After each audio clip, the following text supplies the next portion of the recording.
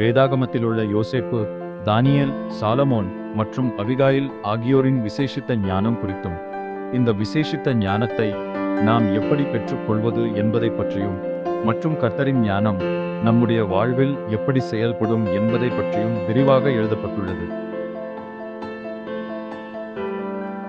520 பக்கங்கள், ரூபாய் 500. அனைத்து வேர்ட் ஆஃப் கிரைஸ்ட் புத்தக கடைகளிலும் சென்னை NLAG புக் ஸ்டோரிலும் கிடைக்கும்.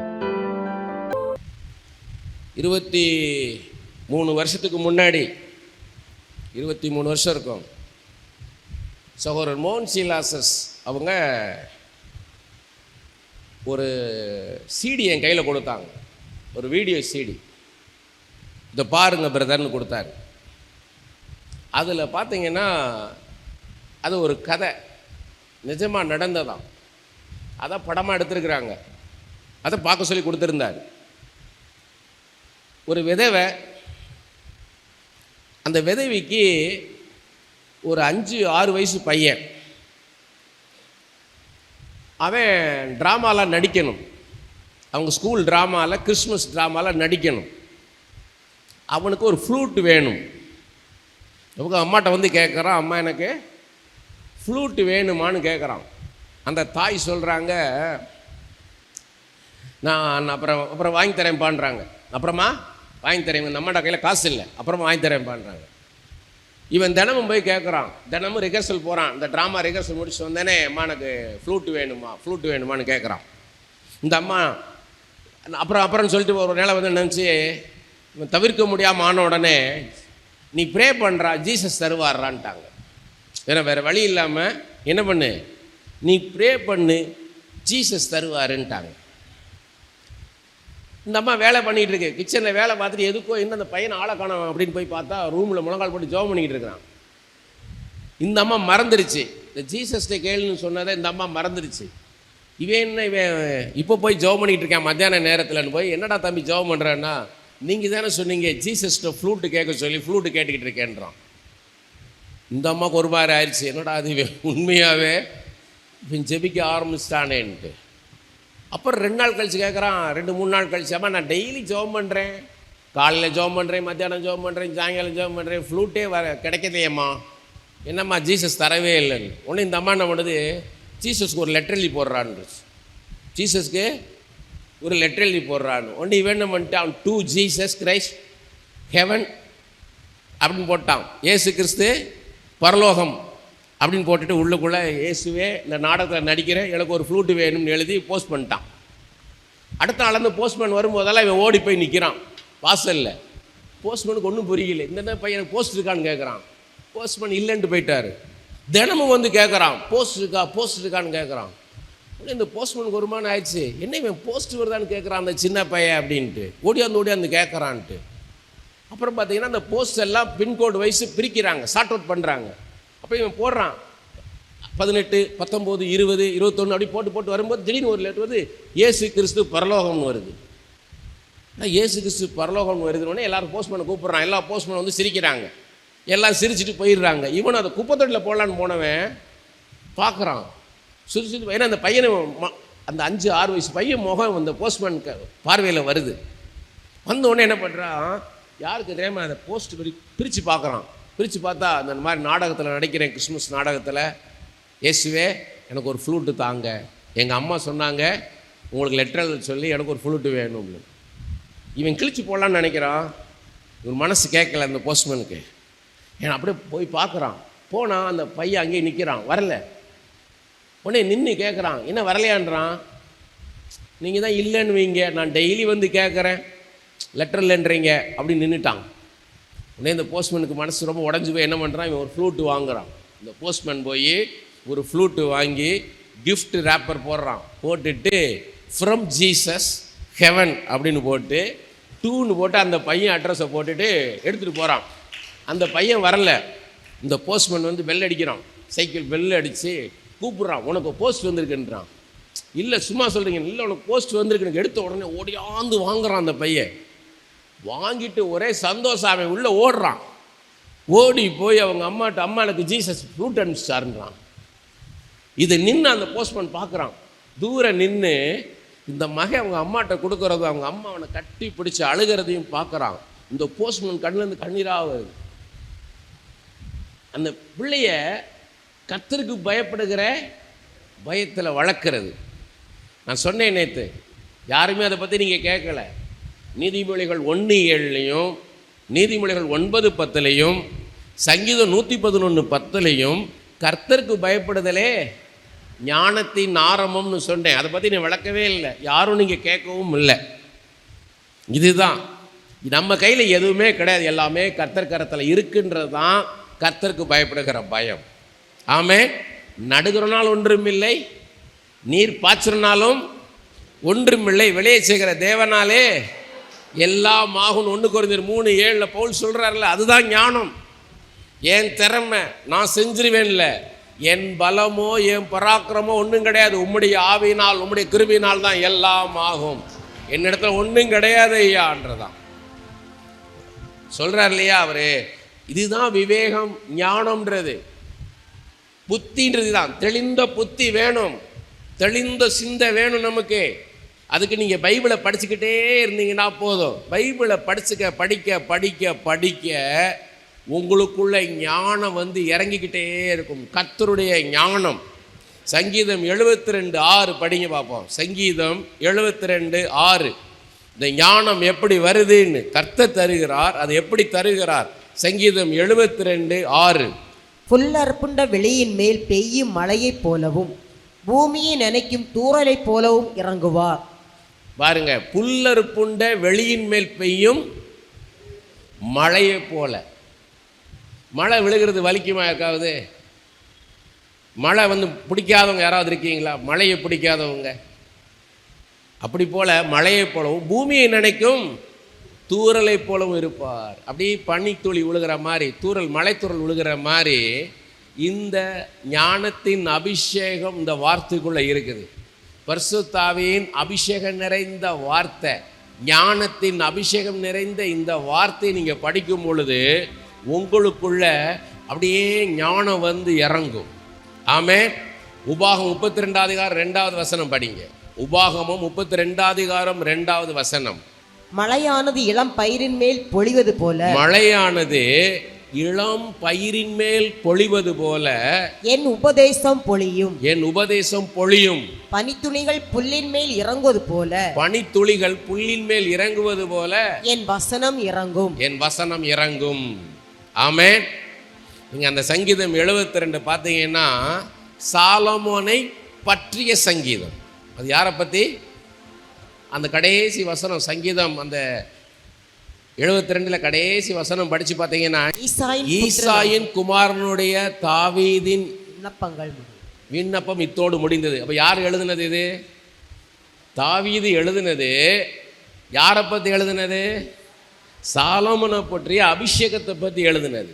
சாலமோனுடைய அபிஷேகம் ஞானத்தின் அபிஷேகம். அந்த ஞானத்தின் அபிஷேகம் எப்படி வருமா? அப்படியே துளி துளியாக அவன் மேலே இறங்குமா. இந்த நான் ரட்சிக்கப்பட்ட புதுசில் என் மேலே மாதிரி பனித்துளியாக விழும். இன்றைக்கு உண்டு, ஒரு டைம் வரும். அந்த டைம் வரும்போது பார்த்தீங்கன்னா என் மேலே பனித்துளியாக விழும். நான் சட்டை போட்டிருப்பேன், அது சட்டைக்குள்ளேயும் அந்த பனித்துளி விழும். எனக்கு அது புரியவே இல்லை. பெரிய பெரிய ஊழியக்காரங்களை போய் பார்த்தேன், யாருக்குமே புரியலை அது என்னன்னு. நல்ல வெயிலில் நடந்து போவேன், என் மேலே பனித்துளி விழுந்துக்கிட்டே இருக்கும். அப்போ நான் ஒரு நாள் சாயங்கால வேளையில் ஜெபிக்கிறேன், ஆண்டவரே இது என்ன நடக்குது, எனக்கு என்ன நடக்குது அப்படின்னும் போது எனக்கு ஒரு பாடலை கர்த்தர் கொடுத்தார்.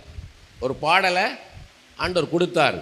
கைகளை உயர்த்தி ஜெபித்திடுவோம் சாலமோனை போல, கைகளை உயர்த்தி ஜெபித்திடுவோம் சாலமோனை போல, சாலமோனிலும் பெரியவர் என் மீது இறங்கி வந்தார், மழையாய் பனியாய் வந்தார் என் மீது. நீங்கள் படித்து பாருங்க, நீங்கள் பைபிளை மட்டும் இரவும் பகலும் படித்து பாருங்க. நான் கர்த்தருடைய நாமம் மகிமைப்படும்படியாக சொல்கிறேன். யாரையும் மகிமைப்படுத்தும்படி, எந்த மனுஷனையும் மகிமைப்படுத்தும்படியாக சொல்லலை. என்னுடைய சாட்சி 2000 வருஷத்தில், இன்றைக்கி 2026, 2000 வருஷத்தில் ஒரு 6 மாத காலம் சகோதரர் டிஜிஎஸ் தினகரனோடு அவர்களோடு கூட ஊழியத்தில் இருக்கக்கூடிய ஒரு வாய்ப்பை கர்த்தர் எனக்கு கொடுத்தார். அப்போ அவரை வந்து காலையில் 7 மணிக்கு சில சமயம் சந்திக்க போவேன், சில சமயம் ஒரு 11 மணிக்கு பார்க்க போவேன், சில சமயம் மத்தியானம் 2 மணிக்கு பார்க்க போவேன், சில சமயத்துக்கு சாயங்காலம் 7 மணிக்கு பார்க்க போவேன், சில சமயம் ராத்திரி 12 மணிக்கு வர சொல்லுவார். நீங்கள் ஃப்ரீயாக இருக்கீங்களா, நீங்கள் வீட்டுக்கு போகிறதுக்கு முன்னாடி வீட்டுக்கு வர முடியுமான்னு கேட்பார். நாங்கள் ஜீசஸ் கால்ஸில் இருப்பேன். ஃபோன் பண்ணுவார். ஃபோன் பண்ணிவிட்டு, நீங்கள் லேட் நைட் ஆயிடுச்சு, உங்கள் சிரமம் இல்லைன்னா வந்துட்டு போக முடியுமான்னுவார். ராத்திரி 12 மணிக்கு வீட்டுக்கு போவேன்.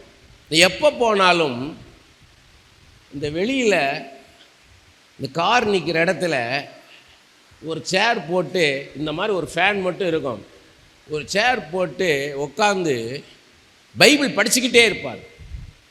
சுற்றி வர பைபிள் இருக்கும். அவரை சுற்றி king James version, new king James version, new international version, amplified Bible, Tamil Bible எல்லாம் இருக்கும். கையினால் எழுதுவார். ஒரு சிவப்பு கலர் ஸ்கெட்சில் எழுதுவார். ஏன்னா அதிகமான ஃபாஸ்டிங்கில் இருப்பார். அதிகமான ஃபாஸ்டிங்கில் இருக்கிறனால அவருக்கு ஸ்ட்ரென்த் இருக்காது. பால் பாயிண்ட் பேனெல்லாம் பிடிச்சி கையை இறுக்கி பிடிச்சி எழுத முடியாது. அதனால் சிவப்பு கலர் ஸ்கெட்சில் கிஸ் கிஸ் கிஸ் கிஸ்ன்னு அப்படி எழுதுவார். ஏன்னா அது லைட்டாக எழுதினாலே போதும், பிடிக்க தேவையில்லை. ஏன்னா ராத்திரி நேரத்தில் அவர் மீட்டிங்கில் மஞ்சள் கலர் லைட்டில், டிம் லைட்டில் மேடையில் நின்று பார்க்கும்போது அவருக்கு பளிச்சுன்னு தெரிறதுக்காக பெரிய பெரிய எழுத்தாக எழுதுவார். சிவப்பு கலர் ஸ்கெட்சில் எழுதுவார். அவர் டிக்டேட் பண்ணார்னா எழுதுறதுக்கு 10 பேர் இருக்காங்க, அதை டைப் பண்ணுறதுக்கு 10 பேர் இருக்காங்க, அதை ப்ரூஃப் பார்க்குறதுக்கு 10 பேர் இருக்காங்க. ஆனால் தான் கையில் எழுதுவார். எனக்கு அப்போ தெரியாது. ஃபாஸ்டிங் இருப்பார். 3 நாள் 4 நாள் 10 நாள் ஃபாஸ்டிங் இருப்பார். தனியாக இருப்பார், யாரும் இருக்க மாட்டாங்க, தனியாக இருப்பார். உட்காந்து எழுதுவார். 6 மாதத்துக்கு அப்புறம் 3 மாதத்துக்கு அப்புறம் நடக்க போகிற மீட்டிங்கில் முதல் நாள் யாரெல்லாம் வருவா, என்ன பேர் உள்ளவங்க, என்ன ஊர்லேருந்து வரவங்க, என்ன பிரச்சனையோட வருவாங்க, எழுதுவார் உட்காந்து. பைபிளை படிச்சுக்கிட்டே இருப்பாருங்க. அதான் ரகசியம். பெரிய தீர்க்கதரிசி, கர்த்தர் அவரோட பேசுகிறாரு, முகமுகமாக பேசுகிறார். ஏன் பைபிளை படிக்கிறாரு? இது வெளிப்பாட்டின் புஸ்தகம். நான் போன வாரம் கர்த்தரின் மேய்ப்பராக நான் தாழ்ச்சி அடைன்னு சொன்னேன்னா அதோடைய அர்த்தம் வேற. இன்னைக்கு கர்த்தரின் மேய்ப்பராக நான் தாழ்ச்சி அடை நான் அப்படின்னா அதோடைய அர்த்தம் வேற. தினமும் வேதத்தை படிக்கணும். எல்லாரும் உங்கள் பைபிளை கையில் எடுங்க. எல்லாரும் உங்கள் பைபிளை கையில் எடுங்க. வாயினால் அறிக்கை செய்யுங்க, இயேசுவே இது ஒரு பொக்கிஷம் ஐயா, ஒரு பொக்கிஷம். இயேசுவே நீர் எழுதின புஸ்தகம் ஐயா, உம்முடைய தாசர்களை கொண்டு நீர் எழுதின புஸ்தகம். அபிஷேகம் நிறைந்த அந்த வார்த்தைகளுக்காக நான் நன்றி செலுத்துகிறேன். ஞானத்தின் அபிஷேகம் நிறைந்த வார்த்தை. தானியேலையும் யோசேப்பையும் சாலமோனையும் அபிகாயிலையும் பெசலேயலையும் எந்த ஞானத்தின் அபிஷேகத்தால் நிரப்பினரோ அந்த அபிஷேகம் நிறைந்த அந்த வார்த்தைகளுக்காக நான் நன்றி செலுத்துகிறேன் ஐயா. இரவும் பகலும் இதை நான் புசிக்க எனக்கு கிருபை பாராட்டும் ஐயா. இன்றில் இருந்து இயேசுவே இந்த வேதத்தை நான் இரவும் பகலும் படிக்க எனக்கு கிருபை பாராட்டும் ஐயா. என் வாழ்க்கையாக மாறட்டும் ஐயா. இது எனக்கு உணவாக மாறட்டும் ஐயா. இதை நான் புசிக்க இதில் இருக்கிற அபிஷேகத்தை, ஞானத்தின் அபிஷேகத்தை, விசுவாசத்தின் அபிஷேகத்தை, வரங்கள் நிறைந்த அந்த வார்த்தை, அன்பு நிறைந்த வார்த்தை, ஏசப்பா கீலியாத்தின் பிசிந்தைலம் போல என் புண்களை ஆற்றுகிற, என் வடுக்களை மறக்க பண்ணுகிற, என் வருத்தங்களை மறக்க பண்ணுகிற இந்த வார்த்தையை நான் புசிக்க எனக்கு கிருபை பாராட்டும் ஐயா. இயேசுவே இந்த வேதத்துக்காக நன்றி செலுத்துகிறேன். கரங்களை தட்டி கர்த்தரை மகிமைப்படுத்துவோமா?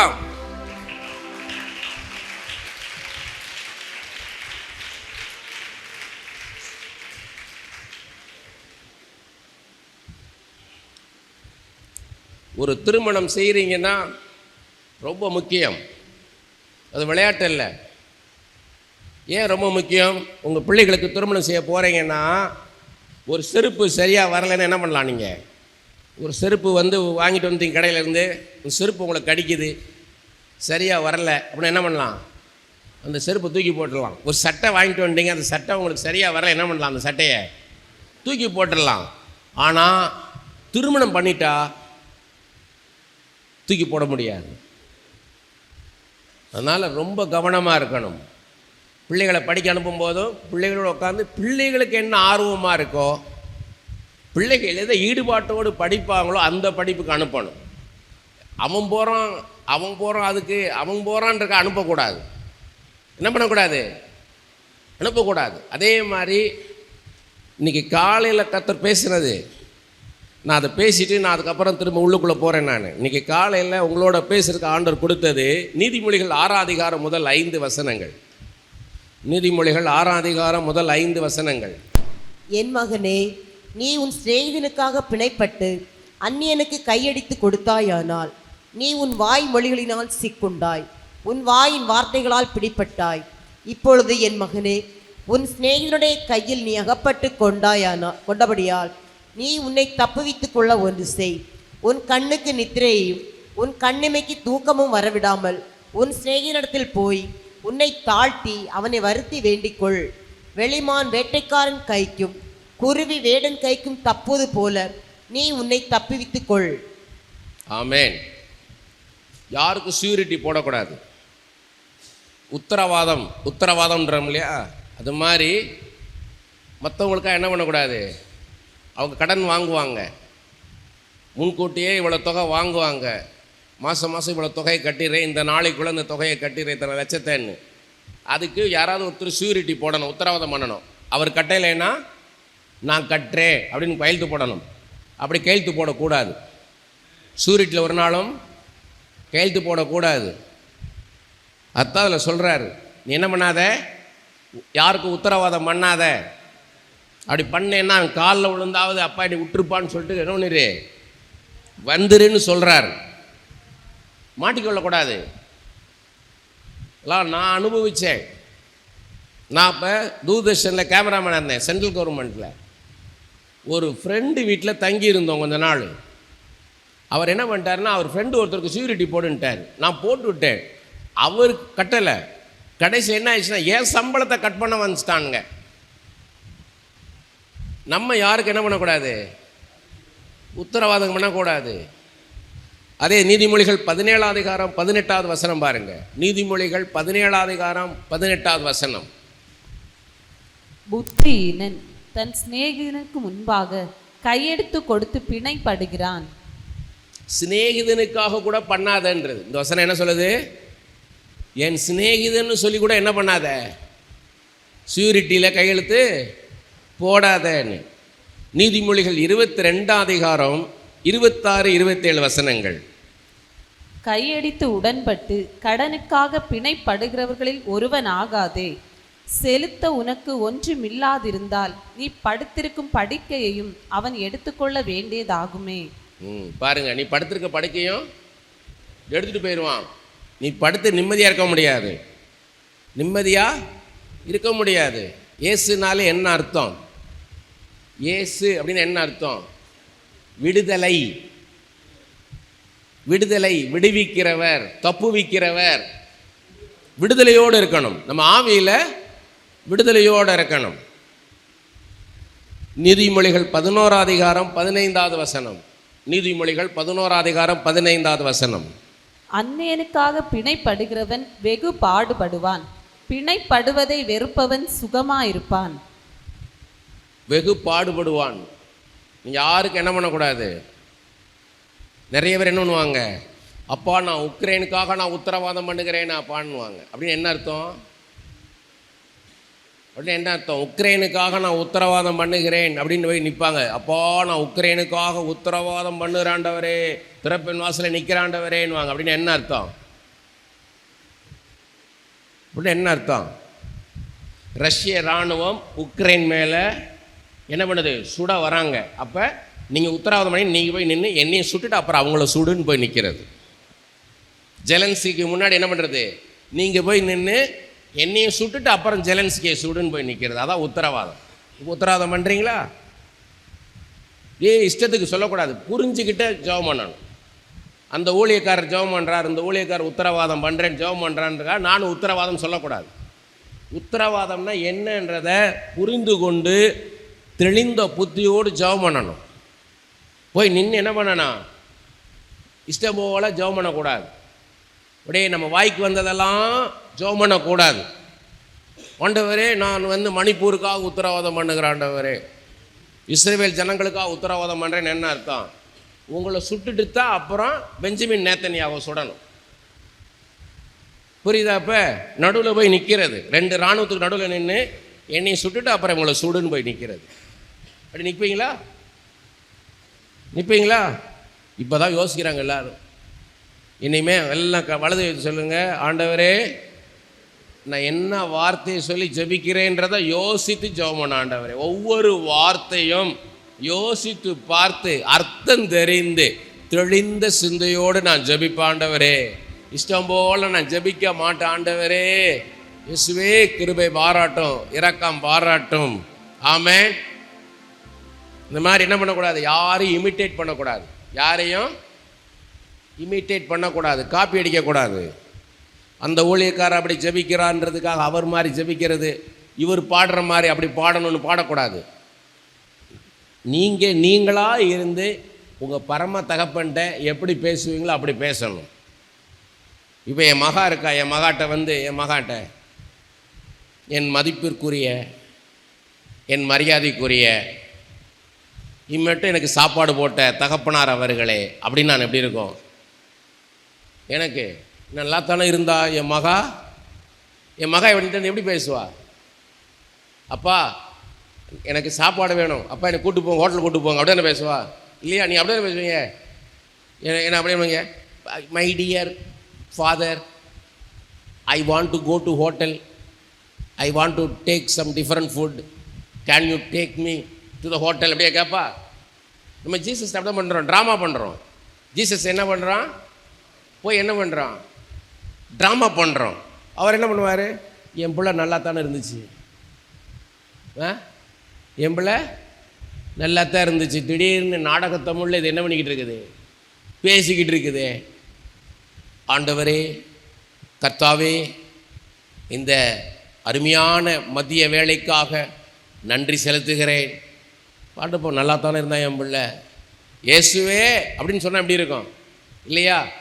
1 சாமுவேல் 2:3 படித்து பாருங்கள். 1 சாமுவேல் 2:3. இனி வேட்டுமையான பேச்சை பேசாதிருங்கள், அகந்தையான பேச்சு உங்கள் வாயிலிருந்து புறப்பட வேண்டாம். கர்த்தர் ஞானம் உள்ள தேவன், அவர் செய்கைகள் யதார்த்தம் அல்லவோ. மேட்டிமை வேணாம், அகந்தை வேண்டாம், ப்ரைடு இருக்கக்கூடாது, பெருமை இருக்கக்கூடாது. இனிமேல் என்ன பண்ணாதீங்க, மேட்டிமே நடக்காதீங்க. அகந்தைன்னா அரகன்ஸ். நிறைய பேர் யார் சொன்னாலும் கேட்க மாட்டாங்க, அவங்க நினைச்சது தான். அதான் அகந்தைன்றது, அரகன்ஸ். 1 கொரிந்தியர் 8:1 பவுல் சொல்கிறாரு, அறிவு இருமாப்பை உண்டாக்கும். அறிவு, knowledge gives arrogance, intelligence gives arrogance. ஒருத்தன் அறிவாளி வேற, ஞானி வேற. இன்டெலிஜென்ட் பர்சன் வேற, வைஸ் பர்சன் வேற. அறிவாளின்னு யாருன்னு கேட்டிங்கன்னா தான் மாத்திரமே அறிவாளின்றதில் நிற்பான். ஆனால் ஞானி எல்லாரும் ஞானமாக இருக்கணும்னு நினைப்பான். தன்னை சுற்றி இருக்கிற எல்லாரும் ஞானமாக இருக்கணும்னு நினைப்பான். அதான் ஞானிக்கும் அறிவாளிக்கும் உள்ள வித்தியாசம். ஒரு ஓட்டப்பந்தயத்தில் ஓடுறான்னா அறிவாளி அவன் தான் ஜெயிக்கணும்னு நினைப்பான். ஆனால் ஞானமாக இருக்கிறவன் யார் நல்லா ஓடுறாங்களோ ஜெயிக்கட்டுமே நினைப்பான். அதான் ஞானி, பரந்த மனப்பான்மை இருக்கும். நீதிமொழிகளே சொல்கிறார் பாருங்கள், அதே இது அவர் அழகாக சொல்கிறார். நீதிமொழிகளில் 8:9 பாருங்கள். ஞானத்தை பெற்றவர்களுக்கு யதார்த்தமாக இருக்கும். முதல்ல பார்த்தோம் 1 சாமுவேல் 2:3 கர்த்தர் ஞானம் உள்ளவர், அவர் செய்கைகள் யதார்த்தம் அல்லவோ. இங்கே நீதிமொழி 8:9 பார்க்குறோம், ஞானம் உள்ளவன் செய்கைகள் யதார்த்தமாக இருக்கும். யதார்த்தமாக இருப்பாங்க, ரியலாக இருப்பாங்க. அவங்கள்ட்ட ஆர்டிஃபிஷியலாக இருக்க மாட்டாங்க, நாடகத்தன்மை இருக்காது, சாதாரணமாக இருப்பாங்க. சாதாரணமாக இருங்க, நீங்களாக இருங்க, யதார்த்தமாக இருங்க. ரியலாக இருங்க, ட்ராமா பண்ணாதீங்க.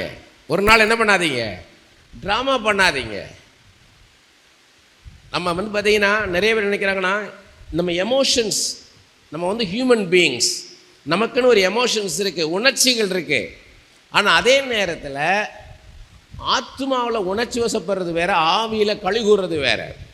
இப்போ எலிசபெத்தும் மரியாளும் ஒருத்தருக்கு ஒருத்தர் வாழ்த்துனாங்க. மரியாள் கர்ப்பமாயிட்டாங்க. ஆனால் கேப்ரியல் சொல்கிற 6 மாதம் முன்னாடியே எலிசபெத்து கர்ப்பமாயிட்டாங்கன்னு.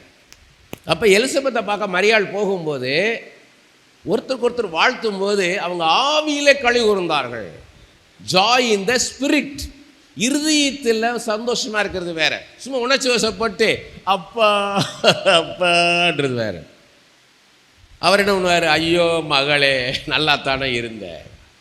நமக்குன்னு எமோஷன்ஸ் இருக்கு. இயேசுவே இயேசுவே என்னை நேசிக்கிறீரப்பா அப்படின்னு ஆவியில் கழிகுறது வேற. உக்காந்து ஐயோ எனக்கு யாருப்பா இருக்கா, உண்மை தவிர எனக்கு யாரும் இல்லைப்பா, உண்மையெல்லாம் எனக்கு யாருன்னு புருஷன் சத்தம் போட்டிருப்பாங்க காலையில். இவங்க இயேசுவை நினச்சி அழுகிறாங்க.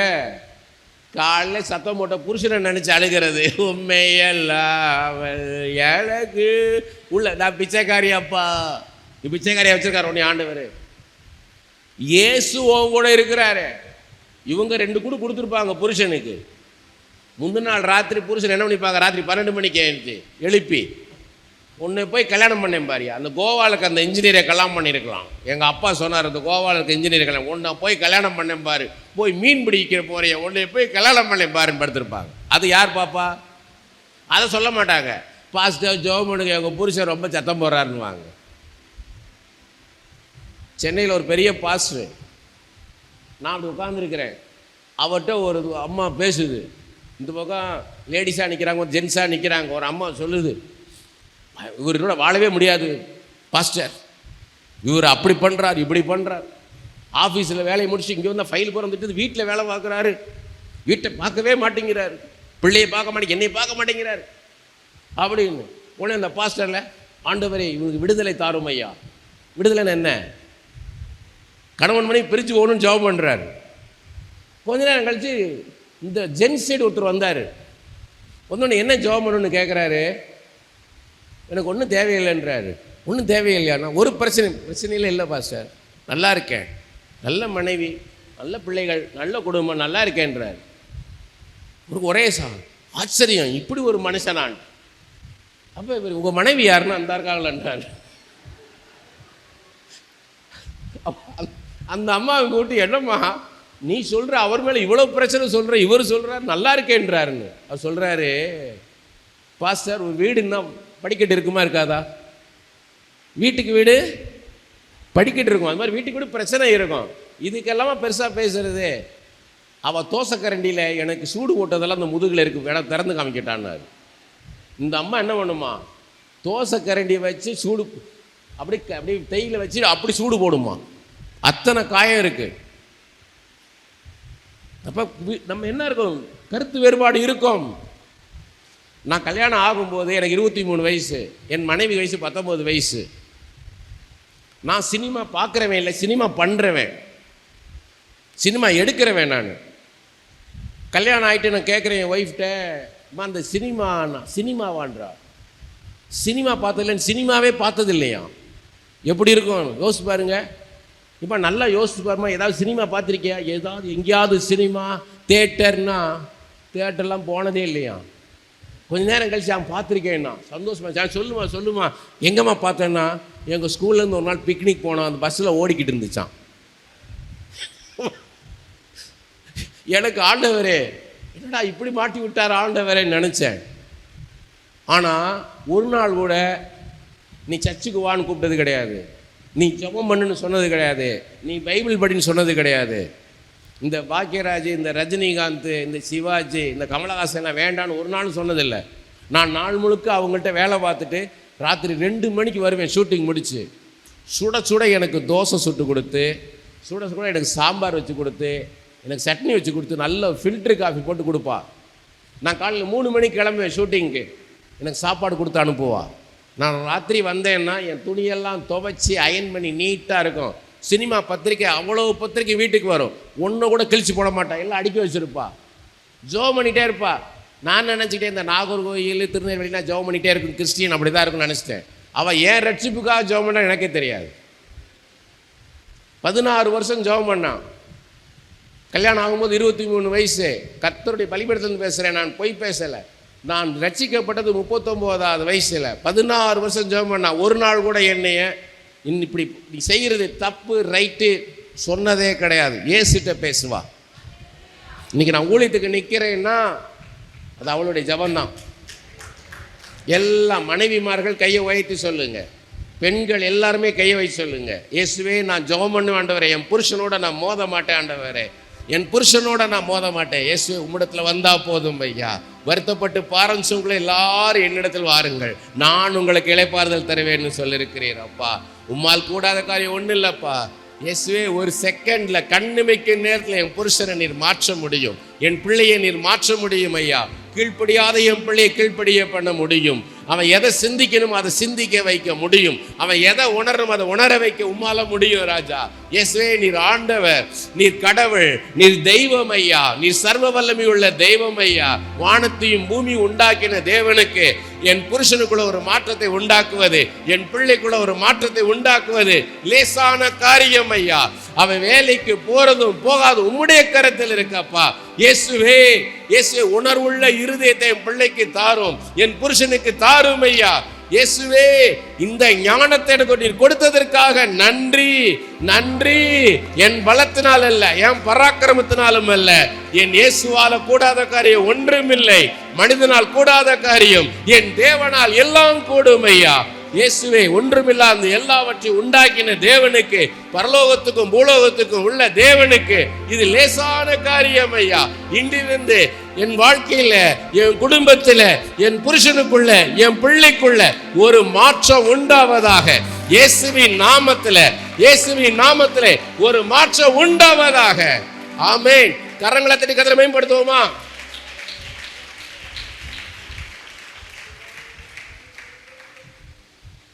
அதே மாதிரி கடன் வாங்கக்கூடாது. கடன் என்ன பண்ணக்கூடாது? வாங்கக்கூடாது. நீ கடன் வாங்காதிருப்பாயின்னு இருக்கா இல்லையா பைபிளில்? இது ஆண்டவர் சொன்ன காரியம்.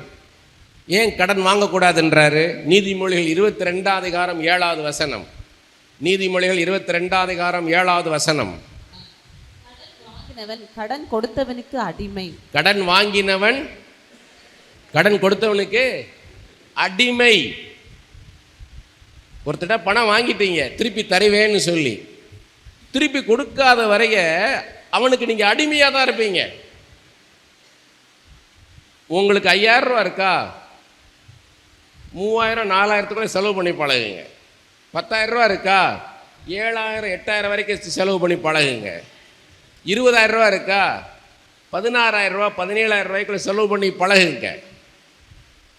மற்றவங்கள்ட்ட வந்து கடன் வாங்கும்போது என்ன ஆகுதுன்னா, இப்போ நான் ஒருத்தர்லேருந்து நான் கடன் வாங்குகிறேன். இப்போ இந்த சகோதரன் உட்காந்துருக்கார், அவர்கிட்ட நான் கடன் வாங்குகிறேன். அவருக்கு எப்படி வந்துச்சு அந்த பணம்? அந்த பணம் எப்படி வந்துச்சு? அவர் உழைச்சிருக்காரு, அதற்கான சம்பளம். அது அவர் உழைச்சதுக்கான சம்பளம். அதிலிருந்து நான் வாங்குகிறேன். இப்போ ஒருடைய உழைப்பை வந்து நான் என்ன பண்ணிக்கிட்டு இருக்கேன், கையில் வாங்கியிருக்கேன். இப்போ அதை ஆண்டவர் பார்ப்பாரா இல்லையா? பார்ப்பாரா இல்லையா? 5 அப்பம் 2 மீனை ஆசீர்வதித்து 5000 புருஷன் கொடுத்தார். ஸ்திரீகளையும் குழந்தைகளையும் கணக்கு பண்ணினா 20,000 பேருக்கு கொடுத்துருக்கிறார். கொடுத்தார் இல்லையா? என்ன பண்ணாரு? மீதியானதை எடுங்க. மீதியானதை எடுங்க. எதுக்கு மீதியானதை எடுக்க சொன்னார்? ஆண்டவர் எதையும் வேஸ்ட் பண்ண மாட்டார், அற்புதம் பண்ணுவார். ஏராளமாய் தாராளமாய் உங்கள் களஞ்சியம் நிரம்பி வழிமடியாக வானத்தின் பலகணைகளை திறந்து கொடுப்பார். ஆனால் மீதியானதுக்கு கணக்கு கொடுக்கணும். ஆமென். 2 சட்டை இருக்கா உங்கள் கையில்? 2 சட்டை காசு தான் இருக்கா? 2 சட்டை வாங்கத்தான் காசு இருக்கா? 2 புடவை வாங்க தான் காசு இருக்கா? 2 புடவை வாங்க. அங்கே போய் 3வது புடவை வாங்காதீங்க. மாதம் மாதம் கட்டிடலான்னு வாங்காதீங்க. அப்போ என்ன பண்ணிடுது? நீங்கள் உங்களுக்கு நீங்கள் செயின் போடுறீங்க. விடுதலையோடு இருங்க. நான் இப்போ புஸ்தகம் எழுதுறேன். இந்த புஸ்தகம் எழுதும்போது என்ன பண்ணுவேன் தெரியுமா? ஆண்டவர் சொல்ல சொல்ல எழுதிடுவேன். இதை புஸ்தகமாக போடுன்னுவார். முதல்ல என்ன பண்ணி இதை டைப் பண்ணணும். நீங்கள் காசு கொடுத்தா அதை நான் டைப் பண்ண கொடுப்பேன்னுவேன். அதுக்கு எனக்கு 40,000 50,000 ரூபா தேவைப்படும். அந்த 40,000 ரூபா 50,000 ரூபா வந்த பிறகு தான் நான் டைப்பிங்கே போவேன். அடுத்து ப்ரெஸ்ஸுக்கு போகணும். 4 லட்சம் 5 லட்சம் இருந்தால் தான் ப்ரெஸ்ஸுக்கு போகணும். எனக்கு அந்த 4 லட்சத்தை தாங்க நான் ப்ரெஸ்ஸுக்கு போவேன். 5 லட்சம் கொடுங்க, நான் ப்ரெஸ்ஸுக்கு போவேன். இல்லைன்னா போக மாட்டேன் நான். அவருக்கு தெரியுங்க, நான் போய் மற்றவங்கள்ட்ட போய் நிற்கிறேன்னான்னு பார்ப்பாரு. மறைமுகமாக கூட மற்றவங்கள்ட்ட போய் கேட்கக்கூடாது. சின்ன வயசுலேருந்து எங்கள் அப்பா அப்படி தான் வளர்த்தாரு. நாங்கள் யார்ட்டையும் 5 பைசா கடன் வாங்கினது கிடையாது இன்னைக்கு வரைக்கும். ஒரு பெரிய ஊழியக்கார் பேர் சொல்ல விரும்பலை. நான் கஷ்டப்படும் போது உங்களுக்கு ஏதாவது உதவி வேணுமா, பணம் வேணுமான்னு கேட்டிருக்காரு. வேண்டான்று. ஏன்னா கொடுத்துருவாரு. என் விசுவாசத்தை பார்ப்பாரா இல்லையா? என் விசுவாசம் குறித்து யோசிப்பாரா இல்லையா? என்கிட்ட காசு வாங்கிட்டு போயிட்டானே. இல்லை, எனக்கு ஏசு இருக்கிறார், எனக்கு ஏசு தருவார், எனக்கு ஏசு தருவார்னுவேன். ஊழியம் கூட நான் யார்ட்டுமே கேட்டதில்லை. பிரபலமான ஊழியர்களோட பழகிக்கிட்டு இருக்கிறேன். யார்ட்டு இது வரைக்கும் எனக்கு ஊழியம் கொடுங்கன்னு கேட்டதில்லை, எனக்கு ஊழியம் சொல்லி விடுங்கன்னு கேட்டது கிடையாது. நம்ம மனசாட்சி நம்மகிட்ட பேசுங்க, மனசாட்சி பேசும். நீ இயேசுவை நம்பியிருக்க, அவர் சொல்லிதானே அந்த ஊழியத்துக்கு போனான்னு, அவர் சொல்லிதானே அந்த நாட்டுக்கு போனேன்னு. கர்த்தரை கொண்டு போகணும். கர்த்தர் என்ன தருகிறாரோ உங்கள் கையில் அதை வச்சு செலவழித்து பழகுங்க. மற்றவங்க கையில் இருந்து காசை வாங்காதீங்க. ஒரு நாளும் அடிமையாயிருவீங்க. ஒரு நாளும் கடன் வாங்காதீங்க. வலது கை வைத்து சொல்லுங்க, வலது கை வைத்து, இயேசுவே நான் கடன் வாங்க மாட்டேன் ஆண்டவர், நீர் எனக்கு என்ன வேணுமோ அதை கொடுக்குறீங்க. நான் எனக்கு இன்னது தேவை என்பதை நான் கேட்பதற்கு முன்பாகவே நீர் அறிவீர் அப்பா. மத்தேயு 6:8 எனக்கு எழுதி கொடுத்திருக்கிறீங்க. எனக்கு இன்னது தேவை, இவ்வளவு தேவை என்பதை என் கர்த்தர் முன்கூட்டியே அறிவீர் அப்பா. சொல் புறவாதற்கு அறிந்து வைத்திருக்கிற தேவன் இயேசுவே, அதன்படி நான் வாழ எனக்கு கிருபை பாராட்டும் ஐயா. அப்பா, நான் அதீதமான செலவு செய்ய மாட்டாண்டவரே, எனக்கு கொடுக்கப்பட்டதில் நான் செலவழித்து பழக எனக்கு கிருபை பாராட்டும் ஐயா. மீதியானதும் எடுக்க வைக்கிற தேவன் இயேசுவே, எதையும் வீணாக்க மாட்டேங்கப்பா, எதையும் வீணாக்க மாட்டேங்க. நான் எதையும் வீணாக செலவு பண்ண மாட்டேன் ஆண்டவரே. அனாவசியமான செலவு இனி செய்ய மாட்டேன் ஆண்டவரே. என் தேவை என்ன, என் விருப்பம் என்ன, என் வாஞ்சை என்ன, என் ஆசை என்ன என்பதை நான் நிதானித்து பார்ப்பேன் ஆண்டவரே. என் தேவைக்காக மாத்திரம் நான் செலவழிப்பேன் ஆண்டவரே. என் தேவைக்கு அதிகமாக நான் செலவழிக்க மாட்டேன் ஆண்டவரே. இயேசுவே, எனக்கு கிருபை பாராட்டும். கரங்களை தட்டி கர்த்தரை மகிமைப்படுத்துவோமா?